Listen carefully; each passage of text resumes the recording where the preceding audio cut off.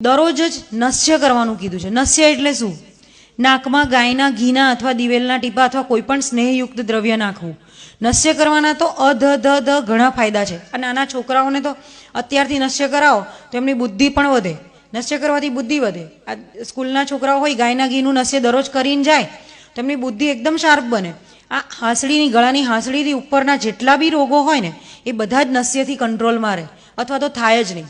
પહેલાં તમારા વાળ સફેદ ના થાય, તમારી આંખો બ્રાઇટ રહે, તમારી મોઢાના કોઈ બી રોગ થાય નહીં તમને, કાનના રોગો ના થાય, નાકની ઇન્દ્રિયો સાઇનસ ક્યારેય ના થાય તમને, અને કોઈ બી વખત માઇગ્રેન કે એવું બધું ના થાય. વાળ ખરે નહીં. ખરતા વાળ હોય તો અઠવાડિયું 15 દિવસ ગાયનું નસ્યનો ટ્રાય કરી જોજો, 100% ખરતા ઓછા થઈ જશે વાળ. પણ સાથે હેર કલર કરતા હોય તો કંઈ રિઝલ્ટ નહીં મળે, કેમ કે હેર કલર તો હેરના રૂટને ડેમેજ કરે છે. એના વગર ખાલી ન્યુટ્રિશન ડેફિશિયન્સીથી કે બીજા કોઈ કારણથી વાળ ખરતા હોય તો નસ્ય, તો દરરોજ નસ્ય કરવાની આયુર્વેદમાં સલાહ આપી છે. દરરોજના નાકમાં ટીપા નાખીશો તો કંઈ વાંધો નહીં. આ ટચલી આંગળી છે ને એ ગાયના ઘીમાં ડૂબોળવાની અને ખાલી આમ ને આમ આટલું જ કરવાનું, અંદર નાખવાનું. આટલું કરીને બી જો તમે ઘરની બહાર નીકળશો તો જેને વારે વારે શરદી થાય છે, સાઇનસનો પ્રોબ્લેમ છે, એ બધા જ પ્રોબ્લેમ અટકી જશે. અને છોકરાઓએ તો ખાસ કરવું જોઈએ, વિદ્યાર્થીઓએ તો, એનાથી બુદ્ધિ શાર્પ થાય છે. સૌથી પહેલાં તો આપણને એવું લાગે કે ભૂખ ક્યારે ખાવું એવું પૂછું તો કે શું ભૂખ લાગે ત્યારે ખાવું. તમને કેવી રીતે ભૂખ લાગી એવું ખબર પડે, બરાબર? ભૂખ તો કેવું છે ખબર છે? તમે આમ મસ્ત અહીંયા પકવાનો મૂક્યા હોય ને એટલે જરા મસ્ત ટેસ્ટી પાણીપુરી જોઈએ ને એટલે આપણા પેટમાં પેલો સ્ત્રાવ જરે તો તમને એવું લાગે કે હા મસ્ત ખાવાનું મન થઈ ગયું. પણ તમને આગળનું ખાવાનું પચ્યું છે એનો વિચાર કરવો જોઈએ. એટલે સવારમાં ઉઠતા હોય તે વિચાર કરવાનો છે કે તમારું ભોજન આગલા દિવસનું જીર્ણ થયું છે કે નહીં. જીર્ણનો વિચાર કરતાં કરતાં સવારમાં ઉઠવાનું છે. આપણે તો ખાલી ટેસ્ટી જોયું નથી, મસ્ત ભૂખ લાગી ચલો ખાઈ લઈએ, એવું જરાય નથી. જ્યારે ભૂખ લાગે ત્યારે ખાવું એ એકદમ સાચી વાત છે. જ્યારે તરસ લાગે ત્યારે પાણી પીવું એ પણ એકદમ સાચી વાત છે. એવું નહીં કે 10-12 ગ્લાસ દિવસના પીવા એટલે પીવા જ. તમારું બોડીને કહેવા દો કે તમને ભૂખ લાગી છે, તમારા બોડીને કહેવા દો કે તમને તરસ લાગી છે. તો જમવાનું બપોરે કે સાંજે 2 ટાઈમ યા તો એક જ ટાઈમ. 50 વર્ષની કે 40 વર્ષની ઉંમર પછી તો છે ને એક જ ટાઈમ ખાસ ખાવું જોઈએ. બપોરનું ભોજન રાજાની જેમ કરવાનું અને સાંજનું ગરીબની જેમ કરવાનું. તમારી જોડે જાણે ખાવા જ નથી એવું. એટલે ખાલી થોડી ખીચડી કે કંઈક હલકું ફ્રૂટ કે એવું કંઈક ખાઓ. જેને ઘણા રોગો હોય એ, ના રોગો હોય એ લોકો ખાઈ શકે છે, નો ડાઉટ. પણ જેને રોગો હોય એ લોકો તો મિતાહારી બને. ગીતામાં પણ ભગવાને કીધું છે કે હિત ભૂગ મિત ભૂગ. મિતાહારી એટલે ઓછું ખાવું, ભૂખ કરતાં ઓછું ખાવું જોઈએ. તમને અત્યારે એવું હોય ને કે મને 4 રોટલી ખાવાની ભૂખ છે તો તમે 3 જ ખાઓ. આપણું સ્ટમક છે ને એ આખા સ્ટમકના 3 સરખા ભાગ પાડી દો ને, અથવા 4 સરખા ભાગ, તો એમાં નીચેનો એક ભાગ છે ને તમારે સોલિડથી ભરવાનો. સોલિડ એટલે ભાખરી, ભાત, એ બધું. એક ભાગ છે ને લિક્વિડથી ભરવાનો, એટલે દાળ છે, છાશ છે, એ બધું. અને એક ભાગ વાયુની અવર જવર માટે ખાલી રાખવાનો છે. અને આપણે તો 1 ઓડકાર આવે, 2 ઓડકાર આવે, 3 ઓડકાર આવે ત્યાં સુધી આપણે ખાવાનું મૂકતા જ નથી. ઓડકાર આવ્યો એનો મતલબ શું? તમારા સ્ટમકમાં જે વાયુની જગ્યા હતી ને એ ત્યાં ખોરાક ભરાઈ ગયો અને ઉપર આવી ગયું, પતી ગયું બધું બહાર. હવે એ ઉપર આવે એટલે શું થાય હું તમને કહું. એ ઉપર ફૂલ ભરાઈ ગયું ને એટલે પછી સ્ટમકમાં એસિડ તો આવે ખાવાને પચવવા માટે. એ એસિડ ક્યાં જાય? આ ભરાઈ ગયું છે ડબ્બું, તો એસિડ આવે ઉપરની પાઇપમાં, અન્નનળીમાં. ક્યાં જાય? એને આવું તો રહે ને, એની જગ્યા તો હોવી જોઈએ ને. તે પણ પાઇપમાં આવે એટલે બધા કે મને એસિડિટી થઈ, બળે છે છાતીમાં, પેટ ભારે ભારે લાગે છે. આ બધું કારણ તમે વધારે પડતું ખાઈ લો એ જ છે. એના કરતાં અડધું પેટ ખાલી રાખીને ખાઈ જાઓ. કાલથી ટ્રાય કરો, પેટ થોડુંક ખાલી રાખીને ખાઓ તો કોઈ અપચાનો કે ગેસનો કે એસિડિટીનો પ્રોબ્લેમ લગભગ થશે જ નહીં. એસિડિટી થવાના બહુ ઓછા કારણો છે. આયુર્વેદમાં એસિડિટીનો રોગ બહુ ઓછો બતાવ્યો છે, પણ એનું મહત્ત્વ બહુ ઓછું છે. કેમ કે મુખ્ય તો એસિડિટી હોતી જ નથી બધાને. એસિડિટી જે બોલો છો એ મુખ્યત્વે તો અજીર્ણ હોય છે. અજીર્ણ એટલે પચેલું ના હોય એ, ઇનડાઇજેશન. મોટાભાગનાને અજીર્ણના કારણે એસિડિટી થતી હોય છે. અજીર્ણ એટલે શું? ખાવાનું પચે નહીં. પચે કેમ નહીં? કેમ કે આપણે ઓવર ઇટિંગ કરેલી. સ્ટમકમાં એસિડ લિમિટેડ હોય. તમે વધારે પડતું ખાઈ લો ને એટલે એને પચવવા માટે એને અડધો પચે, અડધો ના પચે. અને બીજું શું થાય? અધ્યસન. આપણે અધ્યસન બહુ કરીએ. અધ્યસન એટલે એક વખત ખાધું હોય એના ઉપર ફરી ખાવું. એકવાર ખાધા પછી 4 થી 5 કે 6 કલાક સુધી કશું જ પેટમાં નાખવાની જરૂર નથી. જો તમે નાખો તો તમારે અધ્યસન થયું. અધ્યસન એટલે એકવાર ખાધા પર ખાવું. એ કર્યું એટલે તમને રોગ થાય. કેમ કે પહેલાં ખાધેલું છે, અડધું પચ્યું છે, એના પર પાછું ઉપર નાખો એટલે ઉપરનું કાચું, નીચેનું અડધું પચેલું, કાચું પાકું બે ભેગું થાય એટલે કશું પચ્યું નહીં, એમાંથી કચરો બને. આમ અપક્વ અન્ન છે, એમાંથી આમ બને એવું આયુર્વેદમાં કીધું છે. આમ એ વિષ સમાન છે, એ ટોક્સિન છે, વિષ છે.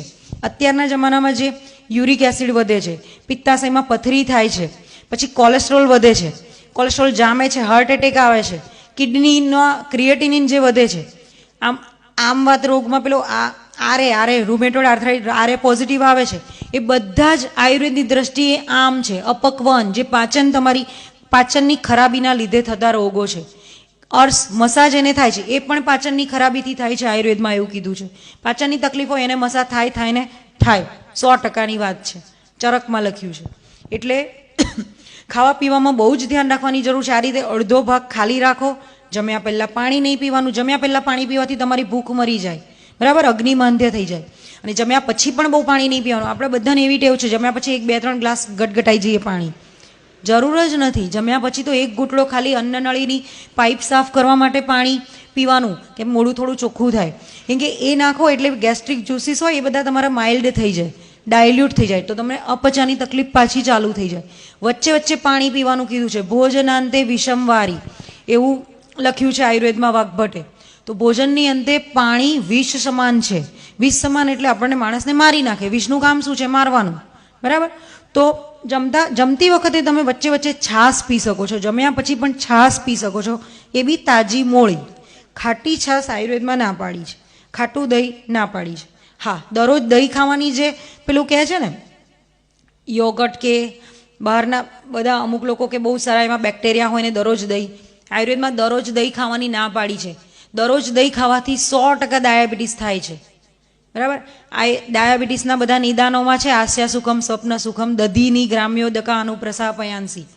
તો એ દધીની દૂધ અને દૂધની આઈટમો જો વધારે પડતી ખાઓ, મીઠાઈ છે, ગળપણ છે, એ બધું, તો એને ડાયાબિટીસ થાય છે. મારે તો 1-2 પેશન્ટ એવા આવેલા છે, કશું જ ના કરે, બહુ જ મહેનતું, બહુ જ જોરદાર અને બધી જ રીતે આમ ફિટ, અને તો એને ડાયાબિટીસ 30 વર્ષની ઉંમરે ડાયાબિટીસ. મેં કીધું કેવી રીતે થયો આટલો? તો કે તમારા ફેમિલીમાં કોઈને હતો? કે ના, કોઈને નહોતો. કીધું તો મેં પછી પૂછ્યું તો ધીરે ધીરે નીકળ્યું કે એને દરરોજ સવારે જલેબી અને દહીં ખાવાની આદત હતી. જલેબી તો કોઈક દિવસ ના ખાય, પણ દરરોજ કે હું 1 કટોરો દહીં ના ખાઉં ને તો મને ખાધું હોય એવું જ ના લાગે. એ હું પહેલેથી દહીં ખા કરું. 30 વર્ષની ઉંમરે ડાયાબિટીસ આવી ગયો. એ મને પહેલું મળ્યું કે આ જો આમાં લખ્યું છે એ એક્ઝેક્ટ ડિટ્ટો સાચું છે. આયુર્વેદનું એક વાક્ય બ્રહ્મ વાક્ય છે. આટલા વર્ષોથી પૃથ્વીની ઉત્પત્તિ પહેલાં જે સૂત્રો છે ને એ આજે એટલા સાચા છે. કોઈ સૂત્ર એમાંનું ખોટું નહીં પડ્યું, નેવર. જ્યારે એલોપેથીવાળા તો આજે રિસર્ચ કરે, કાલે ફરી જાય. 20 વર્ષ પહેલાં કીધું હતું કે કોલેસ્ટ્રોલથી હાર્ટ એટેક આવે છે, ખબર છે ને? કોલેસ્ટ્રોલ વધી ગયો, ઓછો કરો. સ્ટેટિનવાળા તો બહુ કમાઈ ગયા, એટોરવાસ્ટેટિનવાળા તો એ અત્યારે લેટેસ્ટ અમેરિકામાં રિસર્ચ થયું, એ શું કીધું ખબર છે? કે કોલેસ્ટ્રોલ વધવાનું કારણ ઘી કે તેલ ખાવું એ જરાય નથી. આયુર્વેદમાં તો વર્ષોથી કીધું છે કે દેવું કરીને ઘી ખાઓ. ઘી ને દૂધ ને એ તો તમારો શરીરના બંધારણનો મુખ્ય ખોરાક છે, પણ ઘી તમે ક્યારે ખાઈ શકો? તમારો અગ્નિ સારો હોય. આપણે અગ્નિ સારો ના રાખીએ અને પછી ઘી તેલ ખાઈએ તો એ નડે. અને અગ્નિ સારો રાખવા માટે આજે પાચનની ખોરાકની રીતભાતો આપણી ખોટી છે ને, એને સુધારવાની જરૂર છે. તો હંમેશા અડધું ખાઓ. બહુ જ ભાખરી રોટલી પર બહુ મારો ના ચલાવો. શાકમાં બી આયુર્વેદમાં તો લિમિટેડ શાક ખાવાનું કીધું છે, અને કાચા શાક બી લિમિટેડ ખાવાનું કીધું છે. કાચા જે ખવાય એટલા ખાઓ, બાકી બીજા બધા જે ના ખવાય એ કાચા ના ખવાય એટલે ના ખવાય. કેમ કે એ કાચા ખાઓ એટલે તમારા અગ્નિને એને પચાવવા માટે વધારે મહેનત કરવી પડે. ધારો કે તમે રીંગણા કાચા ખાઈ જાઓ તો શું, અને પકવેલા રીંગણ હોય તો તમારા સ્ટમકને એટલી મહેનત ઓછી પડે, તો એ જલ્દી પચે. એટલે બધું જ કાચું ઝાપટવાની જરાય જરૂર નથી. બહુ જ વધારે પડતું શાક ખાવાની પણ જરાય જરૂર નથી. વાઘભટ્ટમાં એક શ્લોક છે, એક પોપટનું ઉદાહરણ છે, કે એ પૂછે છે કે કો અરુક એટલે કોણ રુગ્ણ નથી, એટલે સ્વસ્થ કોણ છે? તો એમાં એક મુનિ હોય છે, એ જવાબ આપે છે કે હિતભૂખ, મિતભૂખ અને અશાક ભૂખ. એટલે હિતભૂખ એટલે હિતકારી જે ખાય છે, આપણા શરીર માટે જે હિતકર આહાર છે, જે આપણા શરીર માટે ફાયદાકારક આહાર છે એ. મિતભૂખ મિતાહારી એટલે કે ઓછું ખાય, જેટલી જ ભૂખ હોય એના કરતાં ઓછું ખાય એને મિતાહારી કહેવાય. ગીતામાં પણ ભગવાને કીધું છે. અને અશાક ભૂખ એટલે શાક ઓછું, લિમિટેડમાં શાક. વધારે પડતું શાક ખાવું પણ આપણા માટે એટલું બધું સારું નથી. લિમિટેડ શાક ખાઓ, બરાબર છે.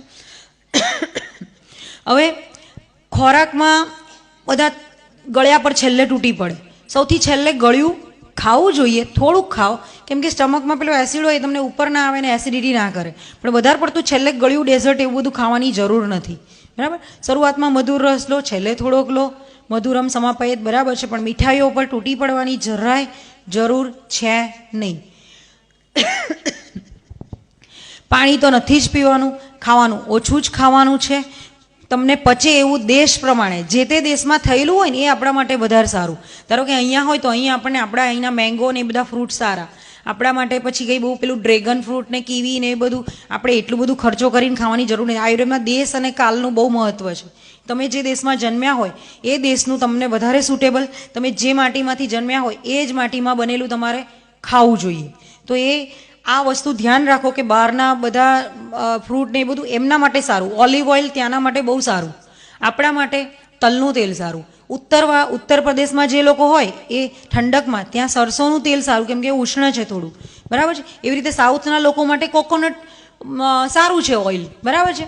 તો આપણા માટે તો તલનું તેલ સારું છે.